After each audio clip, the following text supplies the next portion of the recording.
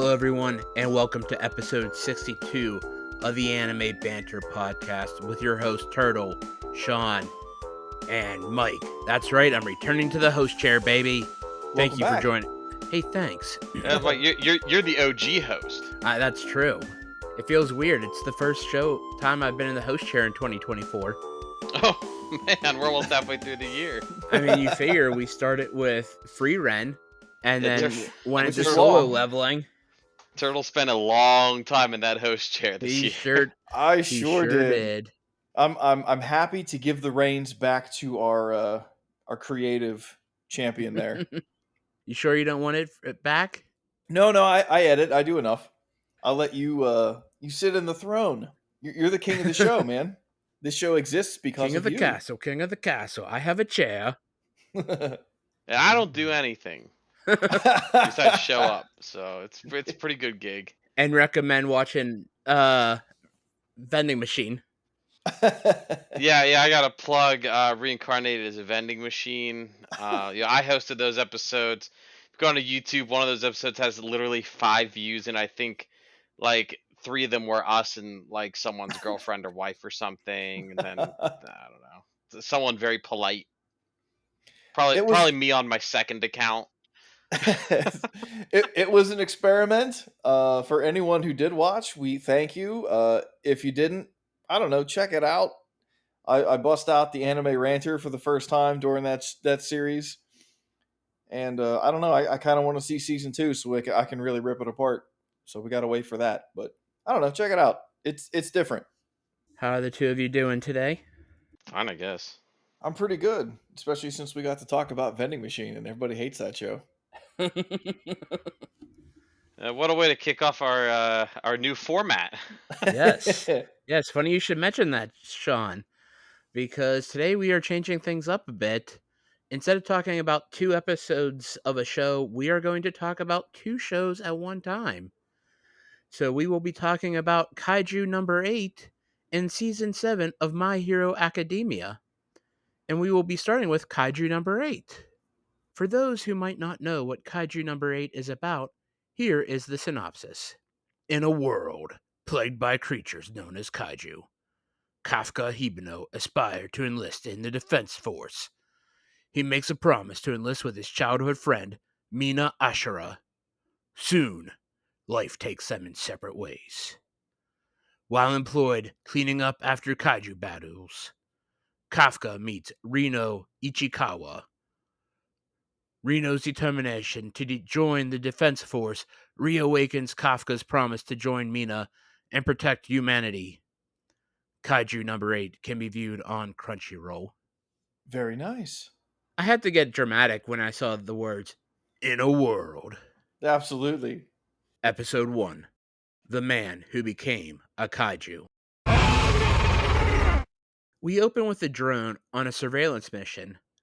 We cut to a waterway where we see our first glimpse of a kaiju. An emergency kaiju alert starts to ring. People start to panic. The military are guiding people into shelters.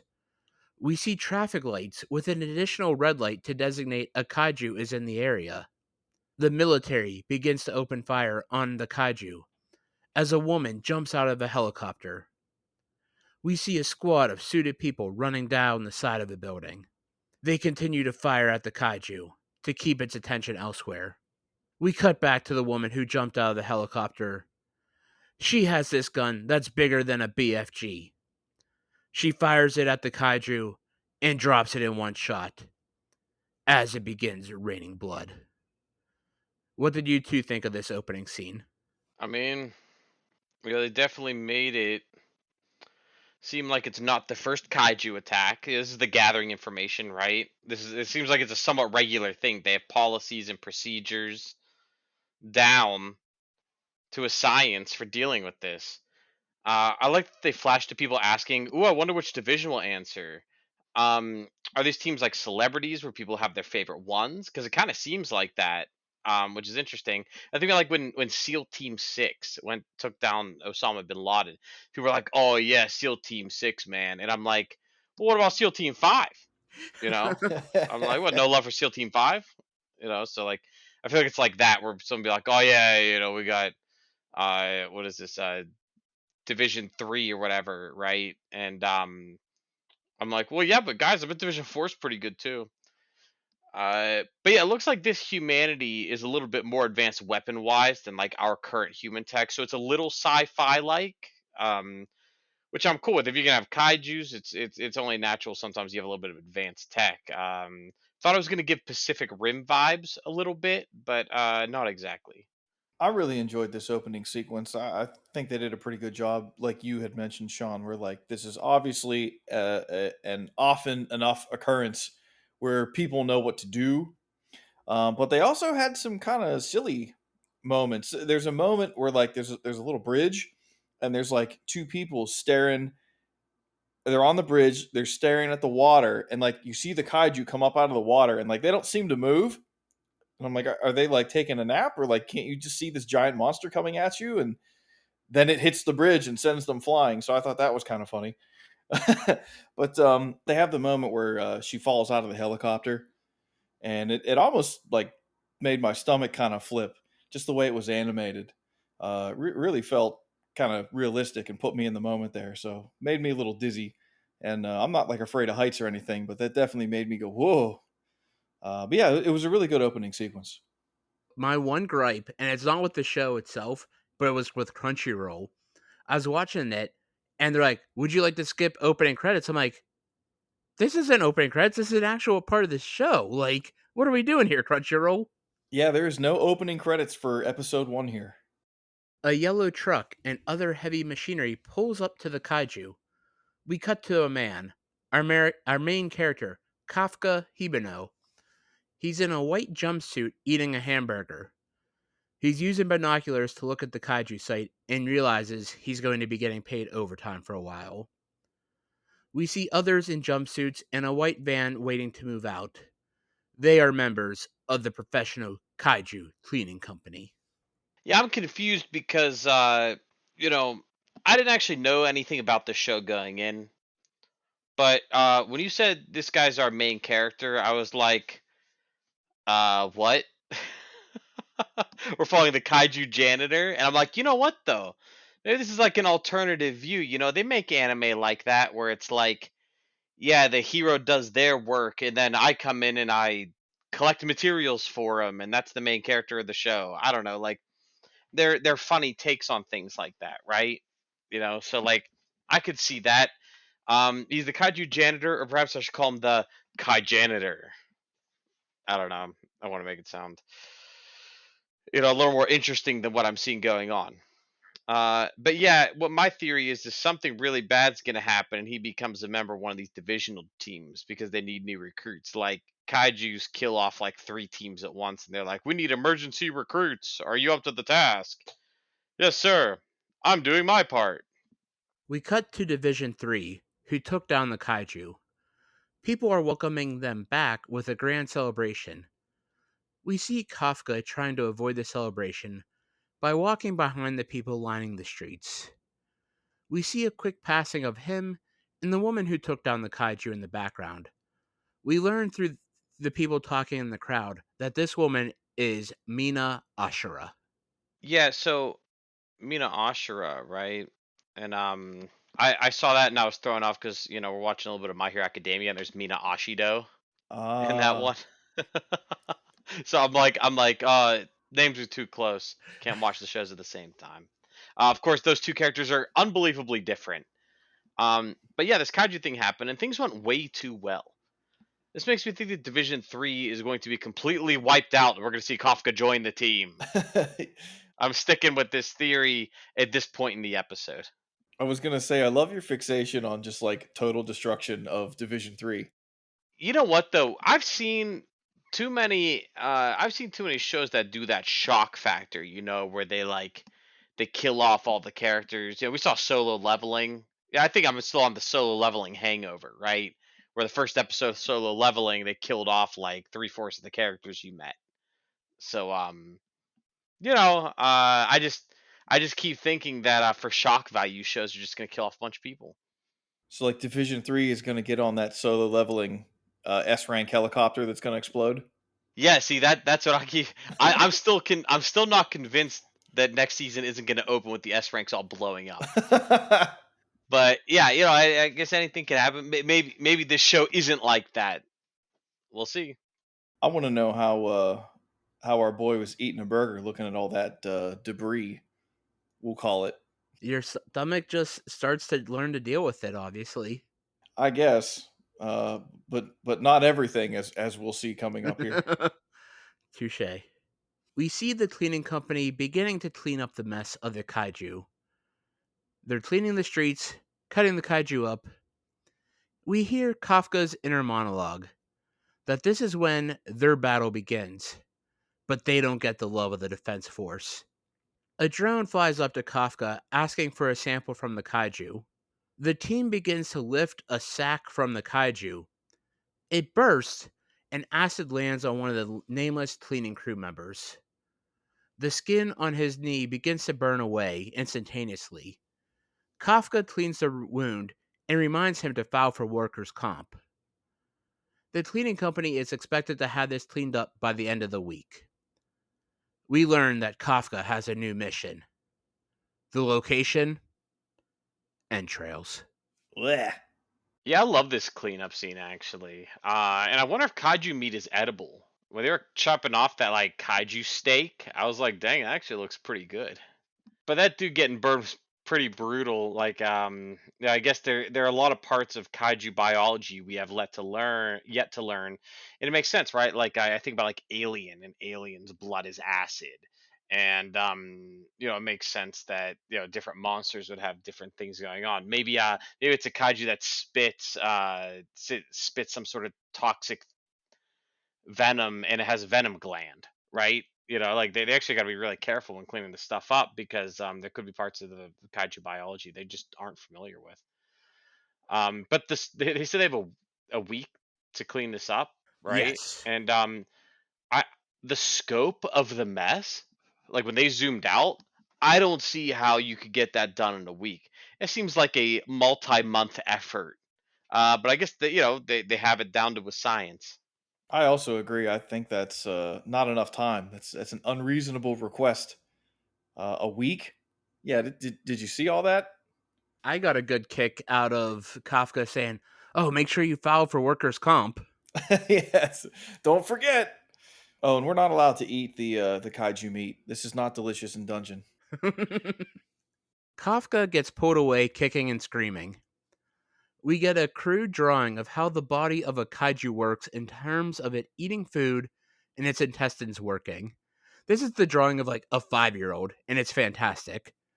We see pixelated feces all over the kaiju, and it's getting kicked up onto Kafka as he tries to as he cuts away at the kaiju. We hear fart noises and stink clouds rising. Kafka will need to stay away from solid food for a couple of days. I absolutely lost it at the pixelated poop. Intestine duty does sound pretty terrible, and yeah, the censored fecal matter definitely cracked me up. So I'm not above a poop joke. You like toilet humor, I'm not above that.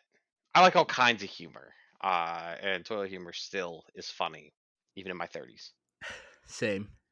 Kafka returns home, and the smell of the feces is stuck in his nose.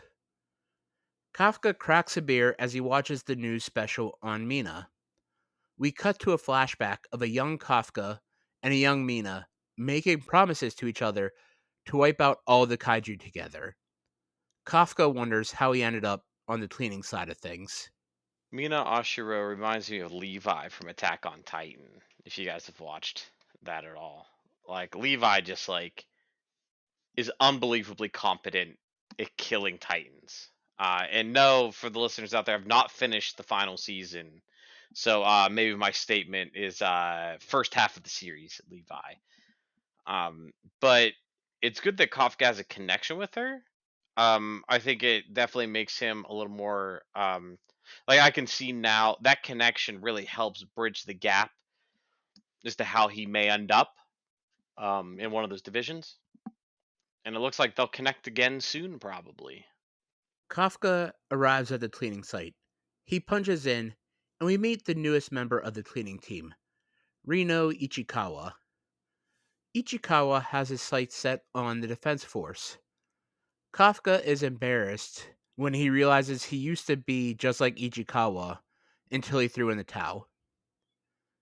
Ichikawa wants to know why Kafka quit. Kafka said he gave it everything he had, but he ran into his limit. Ichikawa says he never gives up. Kafka wonders to himself, what's wrong with giving up when you know you are beat? Ichikawa looks like he'll be a mainstay. I like his drive, and we've met some fun characters so far. So I don't know. I think we're on the right track. Episode 1 is doing things Episode 1 should do. I agree. You want to introduce the main characters, you want to give them backstory, and you just want to give the overarching story for this season. Yep, and give us little hints about some side characters. It looks like I think Ichikawa's gonna be here to stay. I don't know. I feel like we're missing about 6 10-second cutaways by now. Sorry, I'm beating a dead horse. I like Ichikawa so far. He seems like he is very dry and straightforward, and I feel like he could have some very comedic moments between him and Kafka. So this might be an interesting duo if they stay together for a while. We learn that Ichikawa is on intestines duty. Kafka begins to celebrate, only to learn that he is also on intestines duty again. We see more pixelated poop flying about as Kafka cuts into the intestines. Ichikawa is sick to his stomach as he pulls out his lunch. Kafka gets some serious pleasure from watching him get sick, until he also feels sick to his stomach. Kafka throws Ichikawa a multivitamin pouch, and Ichikawa turns to say he's alright to see Kafka with earplugs up his nostrils. Kafka offers Ichikawa a pair, in which Ichikawa declines the offer. Comically so. They mentioned a company called Izumo Tech, and I wonder if that's going to be important later, or if it's just some general world building, like, hey, we take kaiju parts and take them to a tech company. So interested to see what kind of role maybe the tech company would have in the future, but it's good for world building either way. We learned that Kafka failed the test to become an officer. Poor guy. Ichikawa being sick cracks me up, but I like how Kafka is apparently already a pretty good mentor to the new kid.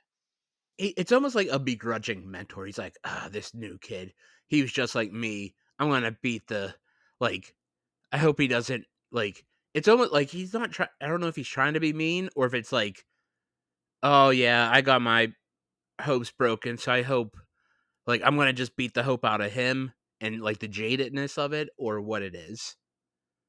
But the whole nose plug thing was hilarious.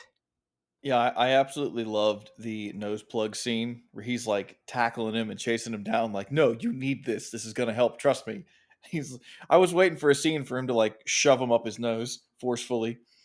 But I get the vibe that like Kafka wants to bully him a little bit, just be like, hey, I'm not the new guy, you're the new guy. But he's just too nice of a guy to actually do that. So he ends up helping him. You do have to rag on the new guy just a little bit, though. Yeah, just a little. You don't no nothing cruel or harsh, but he's like, I'm gonna take some jabs at you, but seriously, take these nose plugs. You're gonna need them. We get a montage of the cleaning company cleaning up the kaiju. The crew heads out as Kafka completes some paperwork. Ichikawa walks up to him and thanks him for getting him through his first day. We learn that the Defense Force is changing the age limit to 33. Ichikawa gives him an inspirational speech to see if Kafka is really quitting. Kafka thanks him and calls him a better dude than Kafka was going to give him credit for. Just then, a Yojo appears behind Ichikawa trying to eat him.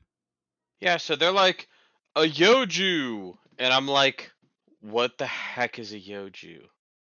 Like, is it like a mini kaiju? Like, they give no explanation for this. But either way, I like the beginning. The Anime Banter podcast loves a good montage, and the cleaning montage was very satisfying.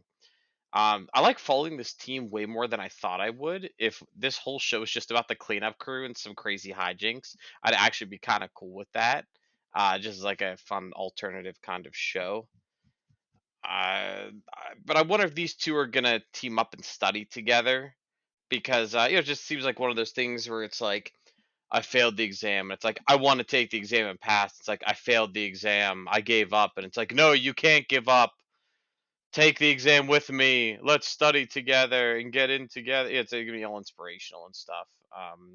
Brotherhood, friendship, things like that.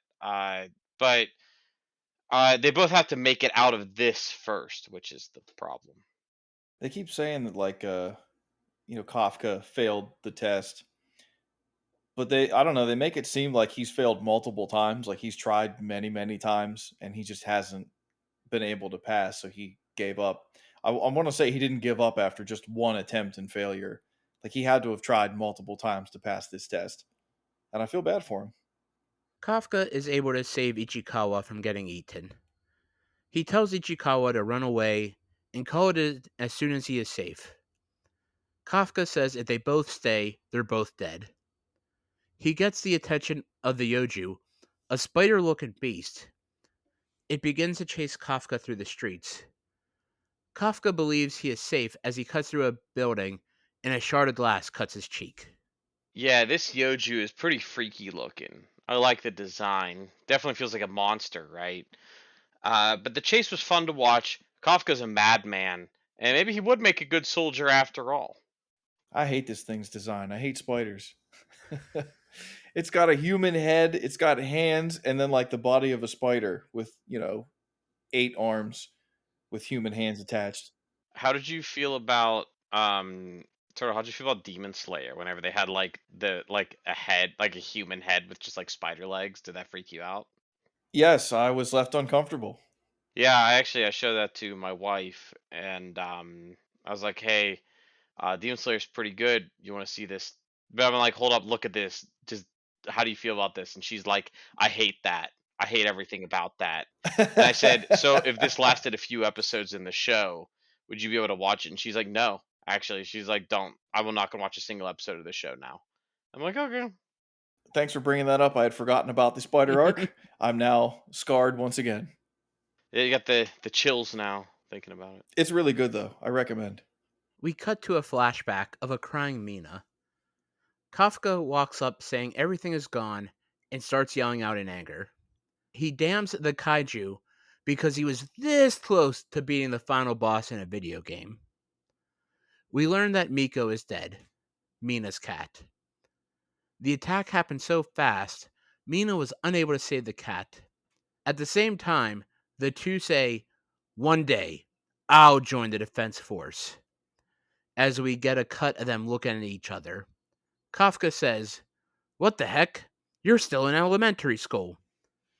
But then we learn, comically, that Kafka is also still in elementary school. Kafka says they will both join the defense force together to see who will be the cooler member as they kill all the kaiju together. The childhood friend trope, it's too strong. Now I have to ship them. I have This to is ship them together. this is a big ship. Ship between these two. Ship, ship, Yeah, ship. we have to ship them. Kafka, man, you have to get onto the defense force. There is a waifu waiting for you. Like, you cannot let me down, my guy. I also felt very sad for the loss of the cat. They mentioned that it was a calico, and I have a calico, so I feel the pain. I really enjoyed the visual of them both saying, "I'm going to join the defense force" at the same time while looking at each other. And I also got a really good laugh out of Kafka being so pissed off that he was about to beat the final boss of the video game. Back to the present day, Kafka hits the ground running as the Yoju continues its chase. Kafka holds up a bar and tells himself to aim for the leg. The Yoju swings at Kafka and he freezes. He gets swatted into the air and wonders, how did I end up here? Kafka is pretty beaten up as the Yoju tries to eat him. Ichikawa returns and smashes the Yoju in the face. He says if he left Kafka here to die, that would mean there would be no place for him in the defense force. Kafka is pissed at himself as he cannot save anyone or anything. Just then, A white tiger enters the scene and begins to attack the kaiju, I'm sorry, the yoju, not the kaiju, the yoju. We cut to Mina, who kills the yoju and begins giving her squad orders. The tiger walks right up to Mina's side. Yeah, the tiger had me super confused at first. I was wondering if that was another monster, but no. Apparently, just a tiger is part of the defense force. That's fine. It was a fun scene, and Mina just rocks. I mean, she's such a badass that she has a pet tiger. Hmm. Yeah, I thought the tiger was super cool, so I'm in. Sign me up. Where do I get one? We see Kafka and Ichikawa laid up in hospital beds. Kafka realizes how amazing Mina is and how she left him in the dust. Ichikawa tells Kafka he made the right call in having him run, that the decision saved his life, that the call was really cool, and that Kafka should really attempt to join the defense force. Kafka thanks Ichikawa again and calls him a cool guy and says that he is going to give the defense force another try. Good guy Ichikawa. I like both of these guys. They've done a really good job of getting me to like the characters. I still get a kick of how dry Ichikawa is. Like he's in the bed. Like yeah, that was pretty cool. Not that I like you or anything, but you know it was kind of cool. Nice job. Thanks for saving me. They're definitely building a good foundation between these two characters already. Like you could tell that this they're going to turn into like best friends. Yes, that's what I hope for anyway. Kafka sees a weird ass looking bug.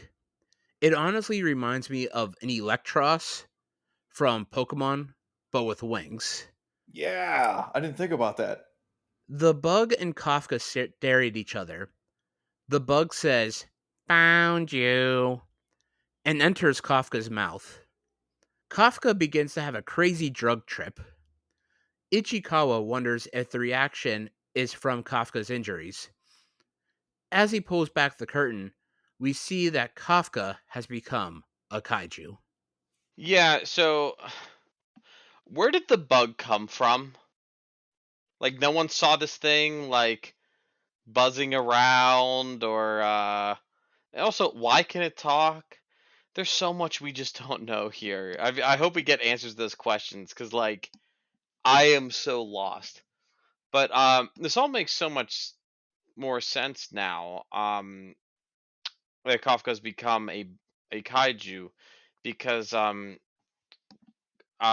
author Franz Kafka made a book called The Metamorphosis, and in the Metamorphosis, a man turns into a bug. So uh, that's kind of like what's happening here. So I do kind of like the nod to the author Kafka when making the name because my man's turning into bugs. Ichikawa is pretty calm at first. It's not until Kafka looks at the window and sees the transformation for himself that they both begin to freak out. Kafka says it is still him inside. We see an old man with a cane stop in the doorway as he begins to freak out and calls the defense force to report Kafka. Ichikawa says they have to run as the episode ends. Turtle, do you want to talk about the end credits song? The closing theme is called Nobody by the band One Republic. This had me very confused. I'm listening to the song and I'm thinking to myself, this group has a very good English speaking singer. It sounds a little too American poppy for my taste.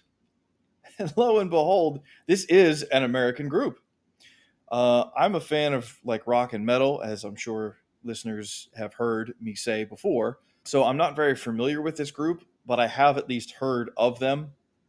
It's not a bad closing theme. It's the song is just not my personal cup of tea. But as far as the closing theme, I'll give it a 3 out of 5. We get a post credit scene in an elementary school. We see a young Kafka and a young Mina studying and learning the best way to take down kaiju. Mina is scared of taking down something so much bigger than her. Kafka pats her head and calms her fears by saying, "Even when you're scared, I'll be right there beside you. We cut back to present day Mina in a bathtub, calling Kafka a liar. She answers her phone to learn about the kaiju at the hospital. What did the two of you think of episode 1 of Kaiju number 8? Yeah, this was very good. I was very tempted to just let the next episode roll. Honestly, like this, it was like they definitely piqued my interest. I think one of the hardest things about our new format is that only watching one episode is brutal. It definitely leaves you with those cliffhanger finishes where you're like, I just want to know what happens. And instead of just rolling right into the next one, you have to wait another week. Yeah. So yeah, I am fully on board. Honestly, I like this show probably more than I've liked Solo Leveling at any point. So let's see if that keeps up. I would agree with that. Like, Solo Leveling was cool because it had, like, the video game vibes. But, like, this just had, like, good comedy to it. It has the best buddies. Like, it has good action. It was just a fun episode. Like, it went by in the blink of an eye. Because I feel like episode ones can, like, drag because you have to deal with the introduction of characters, the introduction of settings, story, etc. Absolutely, yeah. And then they gave these characters more depth in like one more depth in one episode than I feel like we got from whole characters in Solo Leveling. It's just it's really well written, it's really well directed, and I need to see episode 2 to see what this whole kaiju thing's all about. So yeah, that's it for me. I really like this first episode. I think we get a really good characterization of Kafka as well as his new bestie, and Mina is pretty intense. So I'm excited to see what's going to happen and where we go from here. But I'm interested in these characters, and I want to see more. So this show's doing a good job pulling me in episode 1. Even though I'm hosting, I gotta say I'm feeling pretty thirsty. And you know what they say, alcohol is the best medicine. And that means it's time for Mike's Beer of the Week.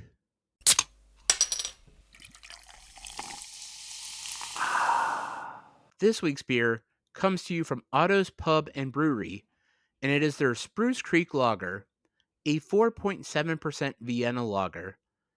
This is a very basic lager. Like, there's nothing crazy to write home about. It's not like, whoa, check out this flavor profile. Like, they added X, Y, and Z hops. It's got this fruity flavor to it, yada, yada, yada. It is just your basic run of the mill lager. But I have to say, it's really freaking good for being basic. Like, it could have been easy for me to say, yeah, this is fine. It's average. It's like, if you want a lager, sure, it's fine. You could do worse. But I really enjoyed this thing. The average untapped rating is a 3.48, and I give it a 3.5.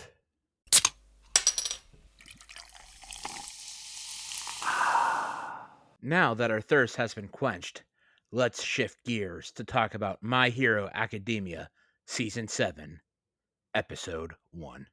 In the nick of time, a big maverick from the West. We open with Deku in his room at UA. He's carrying a basket of laundry. He opens the door to walk out onto his patio and can't recall the last time he had time to do his laundry. We cut to Uraraka using a megaphone from last season, talking to Deku while Deku was being Dark Deku. We then hear Gran Torino talking about Shigaraki and how Deku may need to kill him.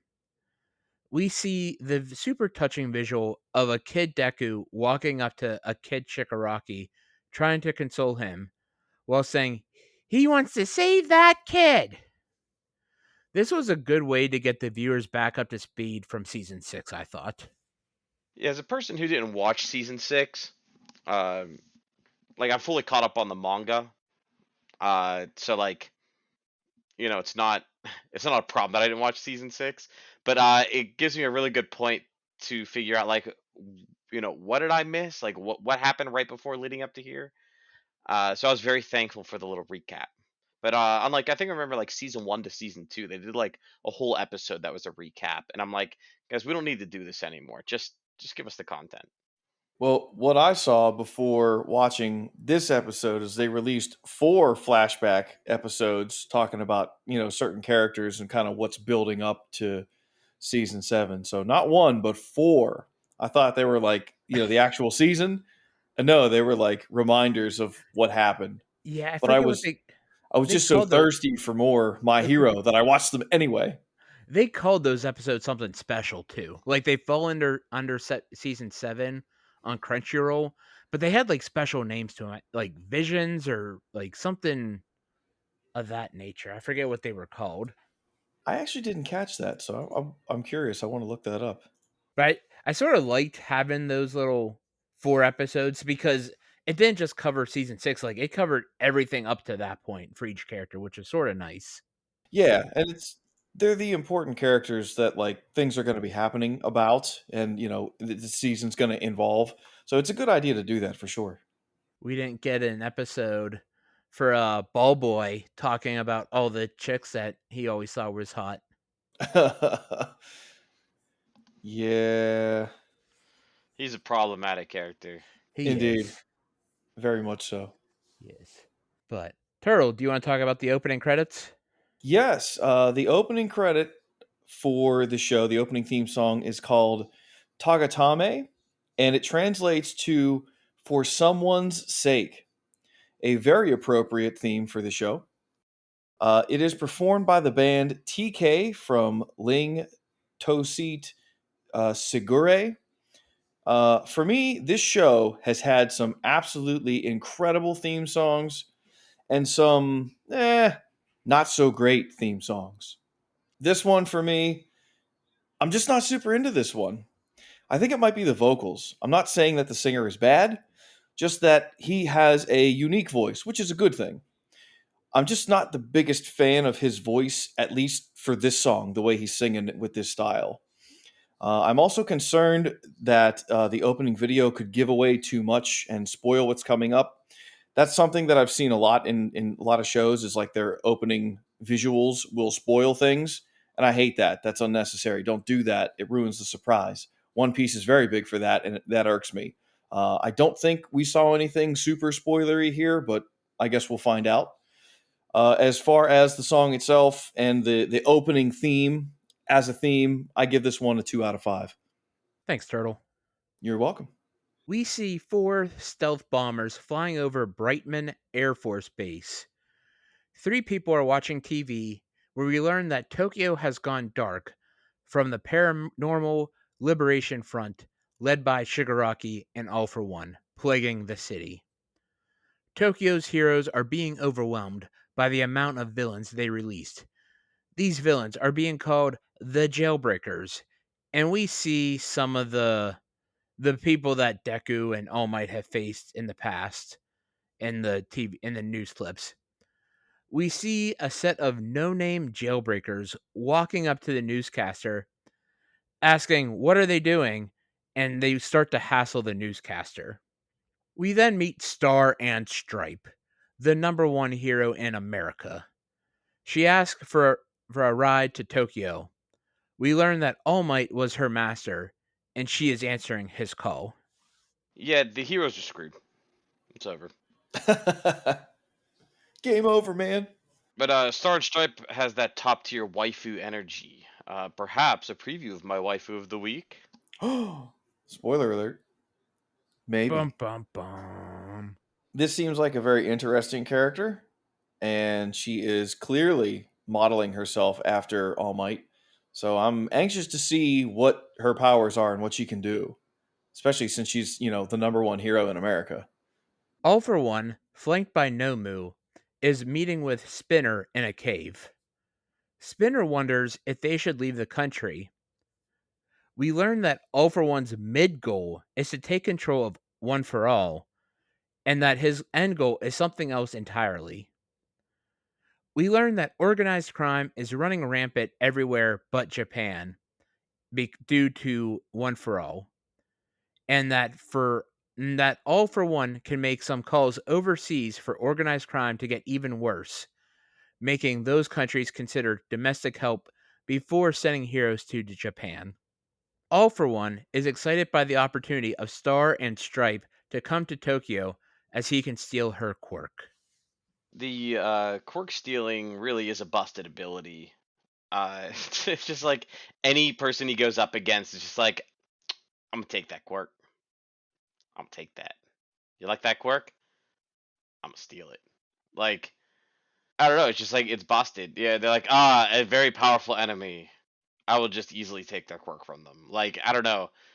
But hey, the villain should have a busted ability. I was gonna say it has Shang Tsung from Mortal Kombat vibes. Your soul is mine. I really like how it adds a sense of mystery and suspense because he could have any power. We have no idea what he's going to use or when he's going to use it. And it's also a great, writing opportunity to give him and come up with these crazy powers. So you just never know what he's going to do. And what's his end game, man? Only he knows. Also, I did look up the 4 episodes we were talking about. They're called Memories, which That's makes right. sense. Makes That's sense. right. Yeah, I knew they were called something. I just couldn't remember what they were called. They are called Memories. All for One tells Spinner that he will no longer be all his bodyguard, but instead will be focused on Shigaraki's crusade and spin tales of him and the Paranormal Liberation Front. Three unknown villains walk up to a poster with Spinner's face on it, saying, "Liberate the Paranormal Liberation Front." They say they will join the call. Skeptic tells them to recruit new warriors to the cause. I didn't realize and think that the Meta Liberation Army was going to make a return. I thought we were put those people in the past. Yeah. All right. I have some thoughts on Spinner. Um, the dude's such a random guy to be the face of a movement. Like, I feel he's not incredibly powerful, and I don't know. He's like just kind of weird looking. In general, not just because he's like an animal person who are obviously an oppressed people in the society that they kind of explain. Um, but he's like a lizard man. Um, and he's not even charismatic, but he happened to be there early in the movement, and he's like one of Chigaraki's generals, so he's kind of like one of the faces of the group, whether he wants to be or not.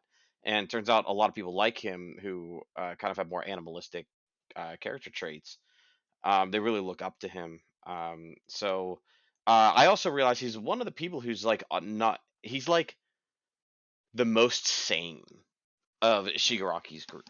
Like I think like he's here for like the right reasons. Where he's like, hey, my people are kind of oppressed, and society views them poorly, and we're all outcasts. And I think I'd like to make the world better for my people. I'm like, hey, this guy actually kind of has like they're like this is like a rational thought around why you joined this movement. Unlike people, like I don't know, Toga, I guess. So or Dobby, where like yeah, some of these people are here for revenge. Some of these people are just like off their rock or crazy. And yeah, he's like pretty good character. I don't remember. It's been a while since I've seen seasons 1 through 6. Did they ever explain why his name is Spinner? And is this the specific reason why? Because he's to spin the story? I can't recall. Yeah, in my mind, as a joke, I always think he just spins really fast, even though he doesn't. I'm like, oh, spinner, because he's always spinning. Well, like all their superhero slash supervillain names are somehow based on like their abilities or their personality that works in with their abilities. Spinner, what is that for? So like this whole show is like left that unanswered to drop it now. He spins the story. Like wow, in season 7, that's why you called him Spinner. Jeez. A Batmobile looking vehicle is keeping track of Endeavor. In the car are Best Genus and Hawks. They are tracking Star and Stripe. Best Genus is looking forward to talking to her about the denim golden age of America. They get a warning that someone is in Star and Stripe's flight path. They believe it to be All for One or Shigaraki. We get a face off between Shigaraki and Star and Stripe.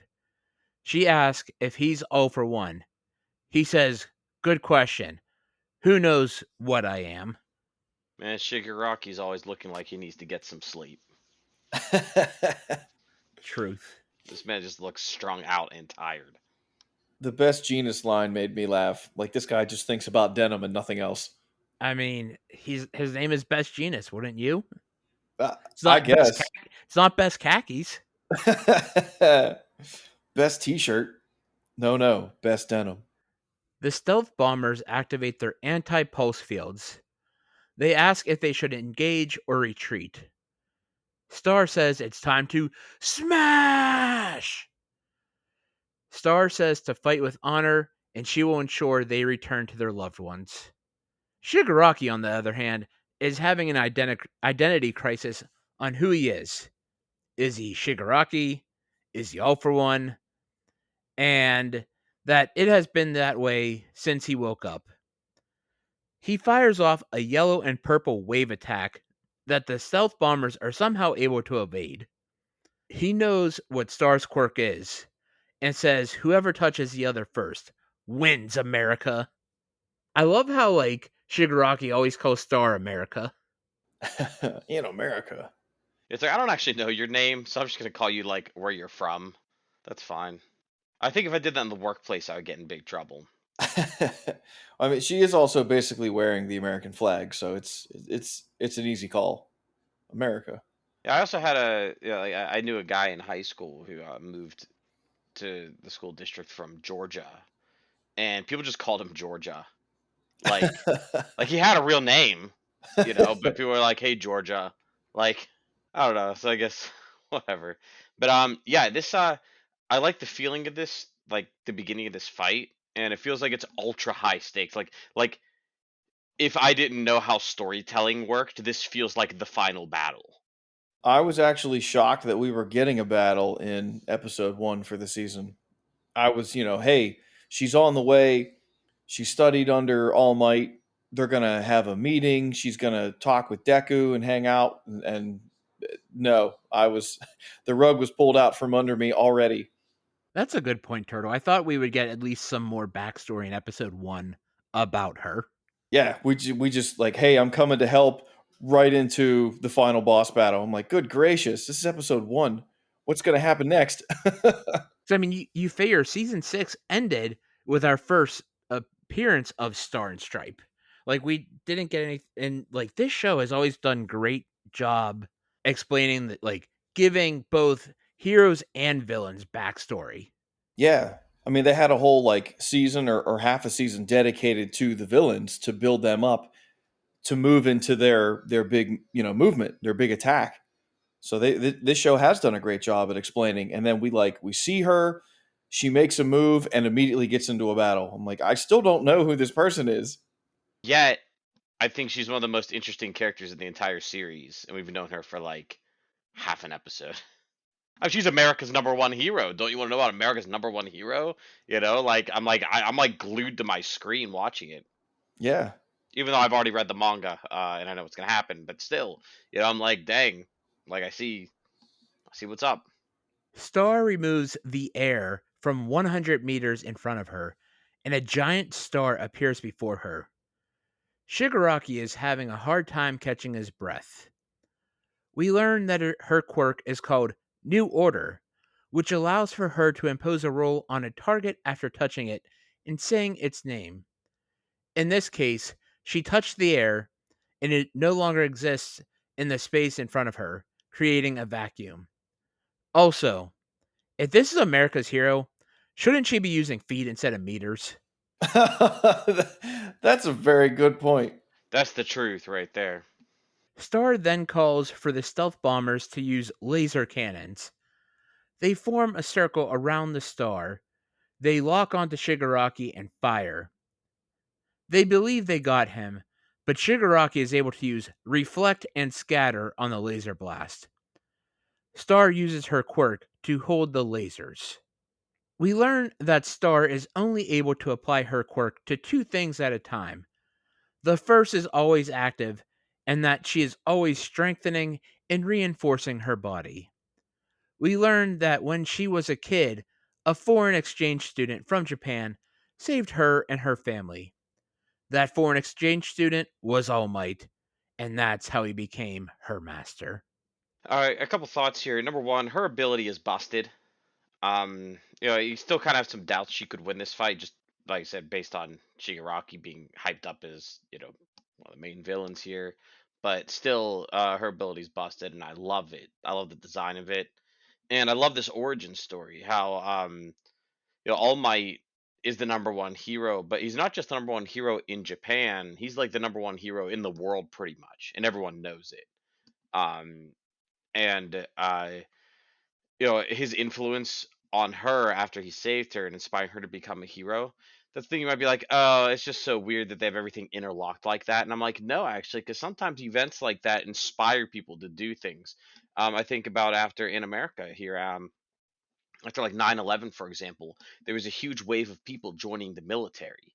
You know what I mean? These are people who may never have joined the military had an event like that happen. So a lot of times a very traumatic or um life altering event happens in your life and it causes you to make a life altering decision about your future entirely. And I think that's realistic. So, and I love how she took her inspiration from All Might because she's like, if All Might was just like a dude draped in the American flag, like that's how he would have looked here, kind of. So, I like it.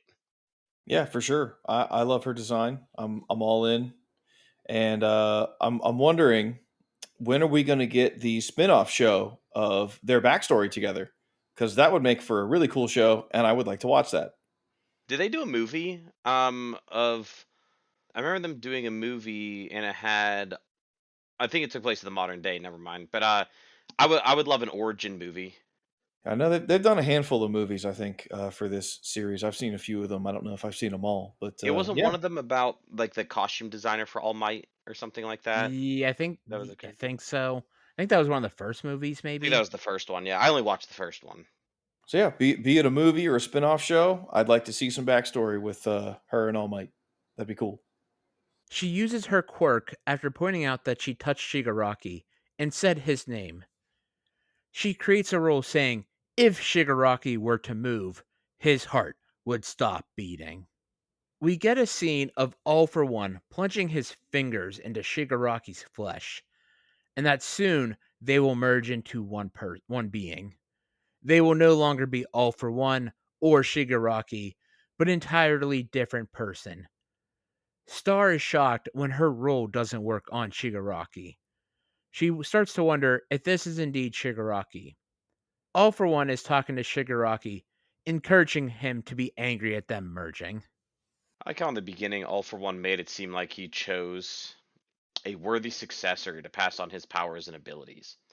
Of course, it seems like he'd rather just take over Shigaraki's body for himself. So yeah, it's kind of interesting to see like he kind of like groomed a young successor and made him all these promises, and obviously he's going back on them now.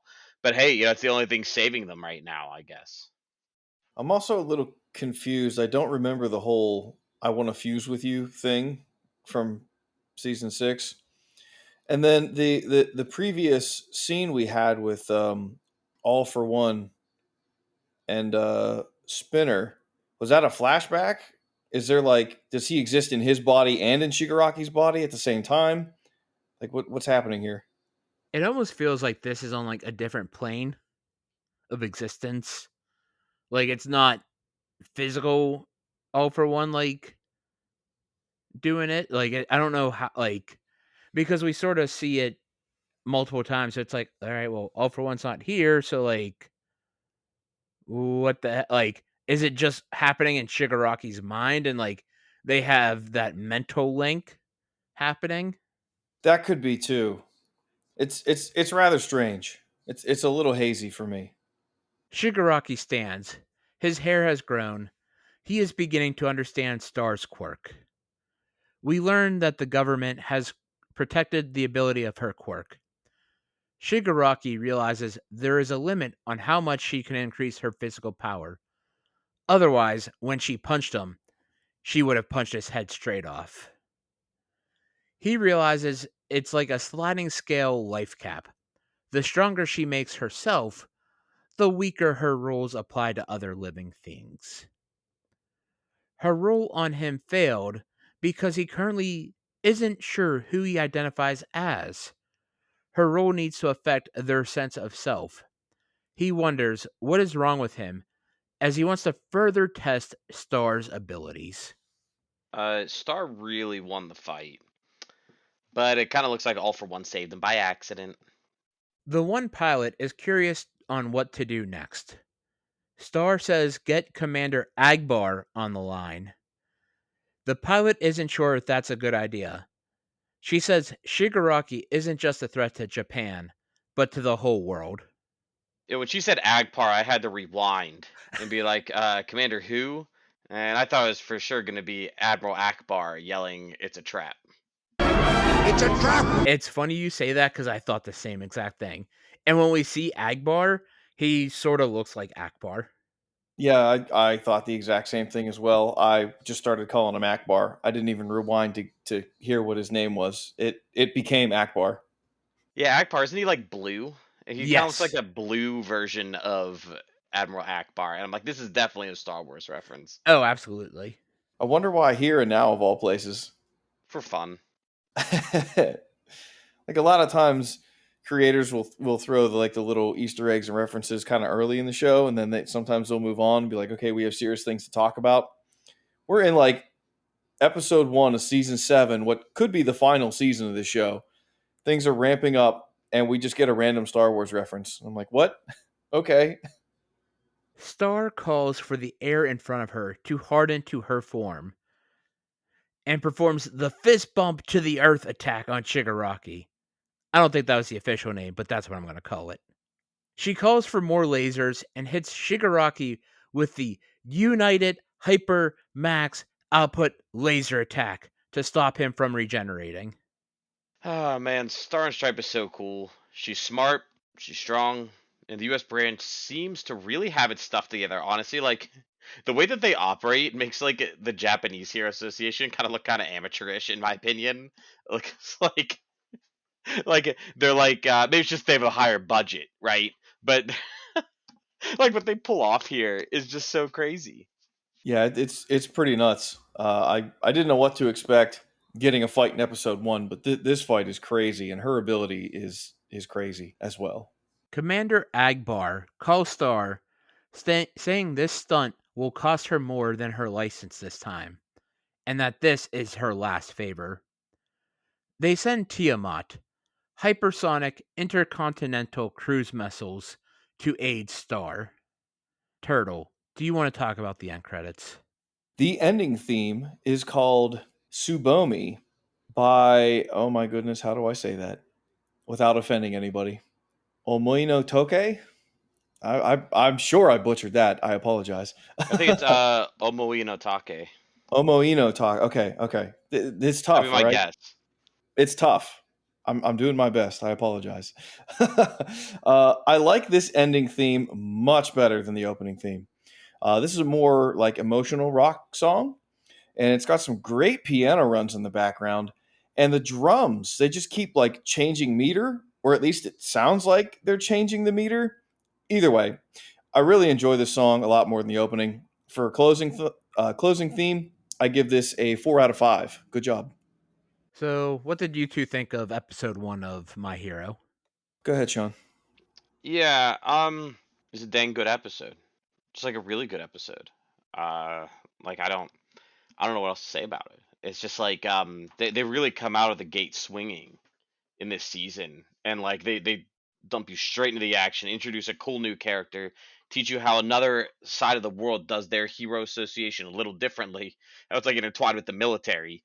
Um, and I just really love, like I said, the character building, the world building, the action. Like the animation's been really good too. So I'm just like I'm just really in awe of this episode. So great episode. Very strong episode to open a season with, especially what could be the last season. Great fight sequence, a great reminder of like who characters are, what they do. Um, I just think everything is going right for this show, and it's firing on all cylinders at this point. And I can't wait to see the rest of the season. It's going to be nuts. Yeah, I agree. This episode was fantastic. It was weird getting a fight right off the jump, like with no real backstory into Star. Just because usually we get that backstory, so very much a change of pace. Dug it. It was really weird not getting Deku and company more involved with this episode. It's like, oh, this is episode 1, and we're not really getting any of the UA students involved. We're not getting Endeavor involved, All Might involved. It was very much an interesting change of pace for everything. And with that, that brings us to our waifu of the week.